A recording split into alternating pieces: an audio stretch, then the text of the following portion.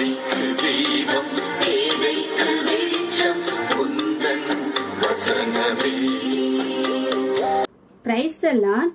இன்றைய தியானத்திற்காக 1 கொரிந்தியர் 10ஆம் அதிகாரம் 12ஆம் வசனம். இப்படி இருக்க தன்னை நிற்கிறவன் என்று எண்ணுகிறவன் விழாதபடிக்கு எச்சரிக்கையா இருக்க கடவன். அதற்கு முன்னே சொல்லப்பட்டுள்ள காரியங்கள், எகிப்திலிருந்து ஜனங்கள் விடுதலையாக்கப்பட்டு செங்கடலை கடந்து வந்தார்கள். அதிசயங்களையும் அற்புதங்களையும் கண்டார்கள். ஜனங்கள் புசிக்கவும் குடிக்கவும் விளையாட எழுந்திருந்தார்கள் என்று எழுதியிருக்கிறபடி அவர்கள் அஜாக்கிரதையா இருந்தபடியால் அவர்களில் சிலர் விக்கிரக ஆராதனைக்காரர் ஆனார்கள், சிலர் வேசித்தனம் பண்ணினார்கள், சிலர் முறுமுறுத்து அழிக்கப்பட்டார்கள். இவைகளை சொல்லி இவைகளெல்லாம் அவர்களுக்கு திருஷ்டந்தங்களாக சம்பவித்தது.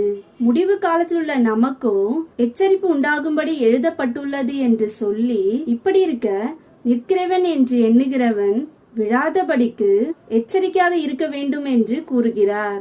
கடைசி காலத்தில் வாழ்கிற நாம் எச்சரிக்கையாக இருக்க வேண்டும்.